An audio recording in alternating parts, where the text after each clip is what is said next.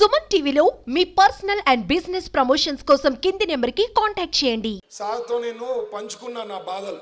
Sir మేము కష్టపడతాం, ఎంతో చేస్తాం, బట్ కర్నూలులో కులాలు మతాలు తెస్తారు ఎలక్షన్ల ముందు. మీరు ఎట్లయినా నాకు ఈసారి సహాయం చేయాలా, ఉండే వాస్తవాలు చెప్పాలా, ప్రజలకి మీ నుంచి ఒక మాట తెలిపితే వాళ్ళల్లో మార్పు అనేది వస్తుంది. ఎందుకంటే పాయిజన్ చేస్తారు ఎలక్షన్ల ముందు అని చెప్పి ఆయనకు నేను రిక్వెస్ట్ చేసిన. ఈడ కులాలు మతాలు కాదు ఇంపార్టెంట్, మనిషి ఇన్సాన్ ఇంపార్టెంట్. ప్రజలకు ఏం చేస్తున్నారు, సేవ చేసే వాళ్ళ కుటుంబంని ఎన్నుకుంటే ఇంకా 10 చేయగలుగుతాము అనేది మీ నోటి ద్వారా మీరు చెప్తే ప్రజలకు బాగా అర్థమవుతుందని నేను రిక్వెస్ట్ చేసిన దానికి ఆయన వచ్చారు. నేను ఎప్పుడూ మర్చిపోను సిరాజ్ బ్రదర్ గారిని. సో మీరు కూడా నన్ను ఒక మనిషిగా చూడండి, వ్యక్తిగా చూడండి. కులాలు మతాలు మాత్రం పెట్టుకోవద్దండి. ఎందుకంటే మా దగ్గర అందరు పనిచేస్తారు, ఎలక్షన్ల ముందు మాత్రం సపరేట్ చేసే చూస్తారు. అట్లా కులాలు మతాలు చూస్తే మేము ఒక హిందూస్నే పెట్టుకోవాలా, ఇంకా ఎక్కువ చెప్తే ఓన్లీ వైశ్యాస్నే పెట్టుకోవాలా. అట్లా చేయలేదే. సో ప్రజలారా గమనించండి, మీరు మనిషిని వాళ్ళని ఎన్నుకుంటే కర్నూలుని ఒక గ్రోత్ అంటే అభివృద్ధిలో గ్రాఫ్ ఎట్లా పైకి పెరుగుతుందో అట్లా పెరుగుతుంది. మనకి చంద్రబాబు గారు లాంటి నాయకత్వం ఉందిడ. హైదరాబాద్ ఈరోజు గ్రో అయిందంటే ఒకే ఒక రీజన్ చంద్రబాబు గారి నుంచి, అది గుర్తించుకోండి. ఎందుకంటే ఆయన కానీ అక్కడ చీఫ్ మినిస్టర్ కాకపోయింటే ఈరోజు హైదరాబాద్ పరిస్థితే వేరే ఉండేది. ఆయన వేసిన విత్తనం ఈరోజు అంత డెవలప్ అయింది. అట్లాంటి లీడర్ కింద మనం అంతా ఉన్నాం. సో కర్నూలుని కూడా పెద్ద ఎత్తున అభివృద్ధి చేసేదానికి అవకాశం ఉంటుంది. ఈడ కులం మతం కాదండి, ప్రతి ఒక్కరికి ఆదాయం పెరిగేదానికి అవకాశం ఉంటుంది. ఫ్యాక్టరీలు తెస్తా, బిజినెస్ వ్యాపారాలు రొటేషన్ అవుతుంది, అందరికీ పెరుగుతుంది. లాస్ట్ 5 ఏళ్ల నుంచి బాధుడే కదా, అన్ని పెరిగినాయి కదా, నిత్యావసర సరుకుల నుంచి పెరిగినాయి కదా, మీకే తెలుసు అన్ని. ఇంకా ఇప్పుడు కులాలు మతాలు పట్టుకుంటే మనకి చేతులు ఎట్టకాలన్నాయో ఈసారి మనము బానిసల్లక్క బతికే పరిస్థితి వస్తుంది రాష్ట్రానికి. సొంత ఇంట్లో 2 సిస్టర్స్కి న్యాయం చేయనోడు రాష్ట్రానికి ఏం చేస్తాడు? అవునా కాదమ్మా? 2 సిస్టర్స్ని న్యాయం చేయలేనోడు 5 కోట్ల మందికి న్యాయం చేస్తాడంట. నవ్వాలా, క్యాలీఫ్లవర్లు పెట్టుకోవాలా అని వచ్చి మాట్లాడితే గమనించండి. అట్లా నాయకత్వం ఉంటే డెవలప్ అవుతుంది, ప్రతి ఒక్కరికి బాగుంటుంది. ఇక్కడ చిన్న వ్యాపారస్తుల నుంచి పెద్దగా ఉండే షాప్ ఓనర్స్ వరకు ప్రతి ఒక్కరికి బిజినెస్ పెరుగుతుంది, ల్యాండ్ రేట్లు పెరుగుతుంది. నేను జూన్ 4 రిజల్ట్స్ వచ్చి తెలుగుదేశం పార్టీ ఇక్కడ నేను గెలిస్తే 20-25% ల్యాండ్ రేట్లు పెరుగుతాయి. రాసి పెట్టుకోండి మీరు. అదే ఒక పెద్ద అసెట్ ఇచ్చినట్లు అందరికీ. మన యొక్క లీడర్ ఎంత ఇంటలెక్చువల్ గా ఆలోచిస్తే, ఎంత మంచిగా ఆలోచిస్తే, ఎంత దూరదృష్టి ఉంటే, ఎంత సామాజిక స్పృహ మరియు సేవ చేసేటటువంటి భావన ఉంటే అంత రిజల్ట్ మనకు వస్తుంది. మన పిల్లల భవిష్యత్తు, మన భవిష్యత్తు మొత్తం కూడా మన లీడర్ పై ఆధారపడి ఉన్నప్పుడు మనం ఎలాంటి లీడర్ని ఎన్నుకుంటున్నాం అన్న విషయాన్ని మనం ఒక్కసారి ఆలోచించాలి. ఈరోజు ముస్లిం సమాజంలోని మహిళలు పెద్ద సంఖ్యలో ఇక్కడ ఉన్నారు, ముస్లిం పురుషులు కూడా ఉన్నారు. మన ఈ సమస్యల నుండి మనం బయటపడాలంటే ప్రజాస్వామ్యంలో ఓటే మన ఆయుధం. ఓటు అనేది మన దేశ రాష్ట్ర భవిష్యత్తుని మార్చుతుంది. ఆ మార్చేటటువంటి పవర్ అనేది ఓటుకు ఉంది అన్న విషయాన్ని మనం మర్చిపోకూడదు. ये हमारे इंडियन कॉन्स्टिट्यूशन में हमारा जो हक है, हम वोट डालना है, हम घर से निकलना है. ऐसा नहीं कि हमको जो है जो छुट्टियां जो इलेक्शन के दिन जो है एक जो तातील दी जा रही, इसका मकसद ये नहीं कि घर में हम बिरयानियां बनाएंगे, कहीं पिकनिक को जाएंगे, ऐसा नहीं. हम घर से निकलना और वोट डालना ये हमारी जिम्मेदारी है. हम किसको वोट डालना, हमारी जिंदगी में तब्दीली आने के लिए हम एक ऐसे अच्छे इंसान को हम वोट देना चाहिए ताकि हमारा जो डिस्ट्रिक्ट का, हमारे जो वतन का, हमारे जो कॉलोनी का, जहां पर हम लोग रह रहे हैं वहां पर कुछ डेवलपमेंट हो.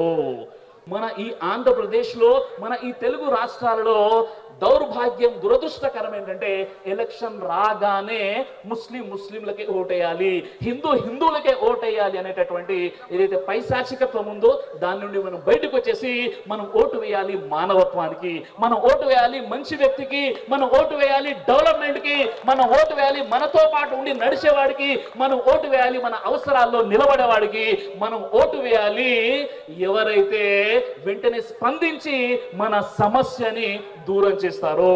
ఏ విధంగానైతే 2 సంవత్సరాల నుండి టీజీ భరత్ గారు, ఆయనతో 2 సంవత్సరాల నుండి నాకు మంచి పరిచయాలు ఉన్నాయి.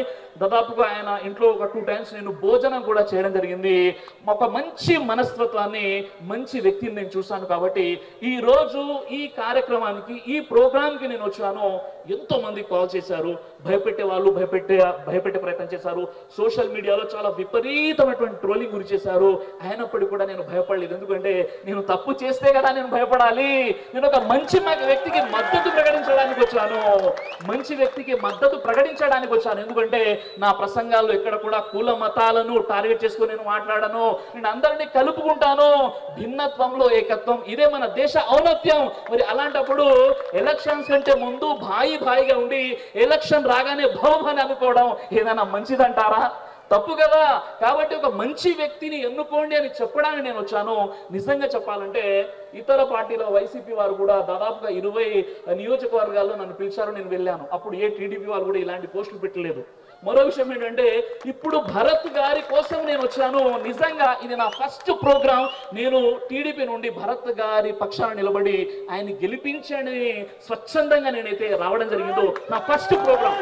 నిజంగా చెప్పాలి అంటే ఈరోజు ముస్లింలో చాలా మందికి అపోహలు ఉన్నాయి. ఆ అపోహలు ఏంటంటే, లేదండి రేపటి రోజు ఇలా అవుతుంది అలా అవుతుంది, ఆయన బీజేపీ మెంటాలిటీ అంటే ఇది కేవలం ఒక ఫోబియా, ఇది ఒక వైరస్, ప్రజలను తప్పుతో పట్టించడానికి కల్పిస్తున్నటువంటి మాటలు తప్ప ఏనాడు కూడా ఇక్కడ ఉన్నటువంటి టీజీ భరత్ గారు ముస్లింలను ద్వేషించేటటువంటి సందర్భమైనా, లేదా వారికి ఇబ్బంది కలిగినటువంటి సందర్భమైనా, లేదా ముస్లింలను చిన్న చూపు చూసినటువంటి సందర్భమైనా, లేదా ముస్లింలను శత్రువులుగా భావించిన సందర్భం ఒక్కటి ఉన్నా మీరు నాకు చెప్పండి. నేను నా ప్రసంగాన్ని వదిలేసి వెళ్ళిపోతాను. తర్వాత నేను ఒక వాగ్దానం చేస్తున్నాను. రేపు భరత్ గారు ఎమ్మెల్యేగా గెలిచిన తర్వాత ఏ మైనారిటీకైనా, ఏ ముస్లింకైనా ఏదైనా ఆయన ద్వారా నష్టం జరిగితే డైరెక్ట్ గా మీరు నాకు ఫోన్ చేయండి. నేను వాగ్దానం చేస్తున్నాను. ఏదైనా ముస్లింలకు సంబంధించినటువంటి వ్యతిరేకంగా, లేదా మైనారిటీలకు సంబంధించినటువంటి ఏదైనా వ్యతిరేకంగా ఉంటే మీరు నన్ను అడగండి. ఎందుకంటే నేను ఆయన గురించి ఇంత స్టడీ చేశాను. ఇక్కడ నేను వచ్చి ఇక్కడ నిలబడ్డాను అంటే నాకు అనేక రకాల బెదిరింపు కాల్స్ కూడా వచ్చాయి. అయినప్పుడు కూడా నేను ఎందుకు వచ్చానంటే నా మానవత్వాన్ని, నేను ఇచ్చిన మాటకు వ్యతిరేకంగా నేను ఉండను. కాబట్టి ఇక్కడికి రావడం జరిగింది. కాబట్టి సోదరులారా, ఈ రోజు అత్యధిక మెజారిటీతో మన మంచి మనిషి మనతో పాటు ఉండేవాడు, మన కష్టాలలో మన కోసం నిలబడేవాడు, మన భుజంతో నిలబడేవాడు, నీకు ఏ కష్టం ఉంది అని అడిగేవాడు, నీతో పాటు నడిచేవాడు, ముస్లిం మహిళల యొక్క సమస్యలు, ముస్లింల సమస్యలు, మైనారిటీల సమస్యలు తెలుసుకొని దానికోసం పోరాడేవాడు. అలాంటి వ్యక్తిని ఎన్నుకోవాల్సిన అవసరం ఎంతైనా ఉందా లేదా? ఉంది. కాబట్టి పోలింగ్ రోజున ఏ పని ఉన్నా అన్నిటికంటే మొట్టమొదటి పని మనం ఓటు వేయడమే మన కర్తవ్యంగా మనం భావించాలి. अब 150 टीडीपी जनसेना अलायंस को आ रहा है और आपको देखकर मुझे कोई शक नहीं है कि टीजी भरत साहब आपके ताउन से जून 4 तारीख को जीतने वाले हैं, यहाँ के एमएलए रहेंगे और लैंड रेट्स 20% जरूर बढ़ेंगे.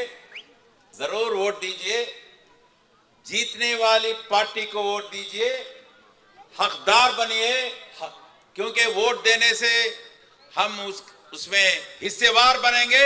हक से हम जो भी हमारे हक हैं बरकरार रखेंगे. हमारे तौर तरीके, मजहबी तौर तरीके, चाहे बुर्खा हो चाहे हिजाब हो, टीडीपी जनसेना से ही बरकरार रहेंगे. ये आपको कहते हुए हमारे भरत साहब को वोट दीजिए, हमारे एमपी को भी वोट दीजिए.